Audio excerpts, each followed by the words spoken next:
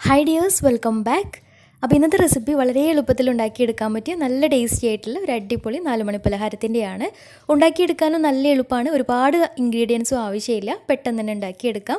അപ്പോൾ എങ്ങനെയാണ് ഈ ഒരു സ്നാക്ക് തയ്യാറാക്കുന്നത് നോക്കാം. അതിനു മുന്നേ ആയിട്ട് ചാനൽ സബ്സ്ക്രൈബ് ചെയ്യാത്തവരുണ്ടെങ്കിൽ സബ്സ്ക്രൈബ് ചെയ്യാൻ മറക്കരുത്. തൊട്ടടുത്തുള്ള ബെല്ലൈക്കണും കൂടെ ഒന്ന് ക്ലിക്ക് ചെയ്താൽ പുതിയ വീഡിയോസിൻ്റെ നോട്ടിഫിക്കേഷൻസ് ഒക്കെ പെട്ടെന്ന് തന്നെ കിട്ടുകയും ചെയ്യും. അപ്പോൾ ഈ ഒരു സ്നാക്ക് തയ്യാറാക്കി എടുക്കാൻ വേണ്ടിയിട്ട് ആദ്യം തന്നെ ഒരു ബൗളിലേക്ക് 1 കപ്പ് മൈദ ചേർത്ത് കൊടുക്കാം. മൈദക്ക് പകരമായിട്ട് ഗോതമ്പ് പൊടി ആയാലും കുഴപ്പമൊന്നുമില്ല. ഇനി ഇതിലേക്ക് വേണ്ടത് 1/2 കപ്പ് റവയാണ്. മെഷറിംഗ് കപ്പ് തന്നെ എടുക്കണമെന്നില്ല, നമ്മൾ ഏതെങ്കിലും ഒരു ഗ്ലാസ്സിൽ അളന്നെടുത്താലും മതിയാവും. അപ്പോൾ 1 കപ്പ് മൈദ എടുക്കുമ്പോൾ അതിൻ്റെ പകുതിയായിട്ട് റവ എടുക്കാം. ഇനി ഇതിലേക്ക് വേണ്ടത് മധുരത്തിന് ആവശ്യമായിട്ടുള്ള പഞ്ചസാരയാണ്. ഞാനിപ്പോൾ ഒരു 1/2 കപ്പ് പഞ്ചസാരയും കൂടെ ഇതിലേക്ക് ചേർത്ത് കൊടുക്കുന്നുണ്ട്.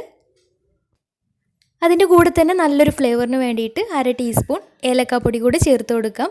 ഞാനിപ്പോൾ പഞ്ചസാര ചേർത്തിട്ട് പൊടിച്ചെടുത്തിട്ടുള്ള ഏലക്കായാണ്. പെട്ടെന്ന് കുറച്ച് ഏലക്കായ പെട്ടെന്ന് പൊടിഞ്ഞ് കിട്ടാൻ വേണ്ടിയിട്ട് കുറച്ച് പഞ്ചസാര ചേർത്തിട്ട് പൊടിച്ചെടുക്കുകയാണെങ്കിൽ പെട്ടെന്ന് തന്നെ പൊടിഞ്ഞ് കിട്ടും.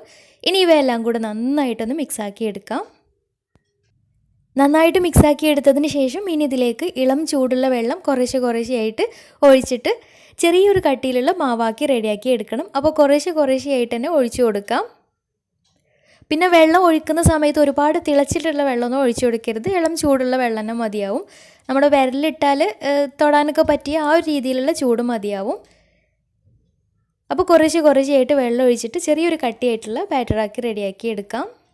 മിക്സാക്കി എടുക്കുന്ന സമയത്ത് അതിലേക്ക് പാകത്തിനൊരു നുള്ളു ഉപ്പും അതുപോലെ തന്നെ 1/2 ടീസ്പൂൺ ബേക്കിംഗ് സോഡ കൂടി ചേർത്തിട്ട് നന്നായിട്ടൊന്ന് മിക്സാക്കി എടുത്തിട്ടുണ്ട്.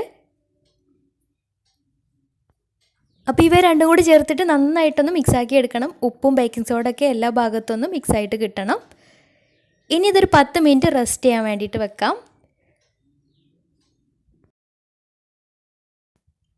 10 മിനിറ്റ് റെസ്റ്റ് ചെയ്യാൻ വെച്ചതിന് ശേഷം ഇനി ഇതൊന്ന് ഫ്രൈ ചെയ്തെടുക്കാം. അപ്പോൾ അതിന് വേണ്ടിയിട്ട് ഒരു ചീനച്ചട്ടി സ്റ്റൗവിൽ വെച്ചിട്ടുണ്ട്. നന്നായിട്ട് ചൂടായിട്ട് വരുമ്പോൾ അതിലേക്ക് ഫ്രൈ ചെയ്യാൻ ആവശ്യമായിട്ടുള്ള ഓയിലും കൂടെ ഒഴിച്ചു കൊടുക്കാം. അപ്പോൾ ഓയിലും കൂടെ നന്നായിട്ട് ചൂടായിട്ട് വന്നാൽ ഇനി ഇതിലേക്ക് ഓരോ തവി മാവായിട്ട് ഇതിലേക്ക് ഒഴിച്ചിട്ട് നമ്മൾ നെയ്യപ്പൊക്കെ ചുട്ടെടുക്കുന്ന രീതിയിൽ ഫ്രൈ ചെയ്തെടുക്കാം. പിന്നെ മാവ് ഒരുപാട് ലൂസായിട്ട് പോവരുത്. നമ്മുടെ ഇഡ്ഡലി മാവിൻ്റെ ഒക്കെ ആ ഒരു പരുവത്തിൽ വേണം മാവ് ഉണ്ടാവാൻ വേണ്ടിയിട്ട്. ഇനി അഥവാ ഒരുപാട് കട്ടിയായിട്ട് പോയിട്ടുണ്ടെങ്കിൽ കുറച്ച് വെള്ളം ഒഴിച്ചിട്ടൊന്ന് ലൂസാക്കി കൊടുത്താലും മതിയാവും.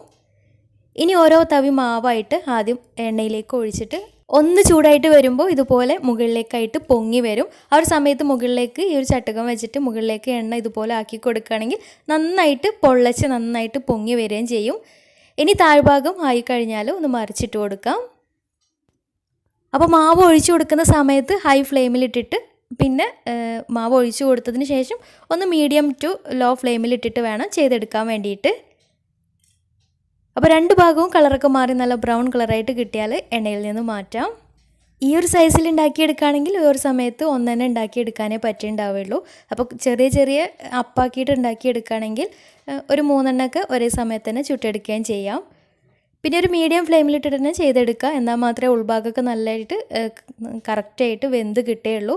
അപ്പോൾ 2 ഭാഗവും കളറൊക്കെ മാറി നല്ല ബ്രൗൺ കളറായിട്ട് വരുമ്പോൾ മാത്രം എണ്ണയിൽ നിന്ന് മാറ്റാം. അപ്പോൾ മുകൾ ഭാഗം കുറച്ചൊരു ക്രിസ്പി ആയിട്ട് ഉൾഭാഗം നല്ല സോഫ്റ്റ് ആയിട്ട് നല്ല ടേസ്റ്റി ആയിട്ടുള്ള നല്ലൊരു സ്നാക്കാണ്. തീർച്ചയായിട്ടും ട്രൈ ചെയ്ത് നോക്കുക. വൈകുന്നേരം ചായയുടെ കൂടെയൊക്കെ നല്ല ടേസ്റ്റാണ്.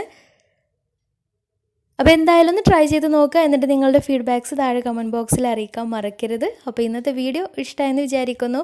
ഇഷ്ടമായെങ്കിൽ ലൈക്ക് ചെയ്യുക. ഫ്രണ്ട്സ് റിലേറ്റീവ്സിനൊക്കെ ഒന്ന് ഷെയർ ചെയ്ത് കൊടുക്കാനും മറക്കരുത്. അപ്പോൾ നല്ല അടിപൊളി വീഡിയോയുമായി വീണ്ടും വരാം. അതുവരെ take care. Bye. Thank U.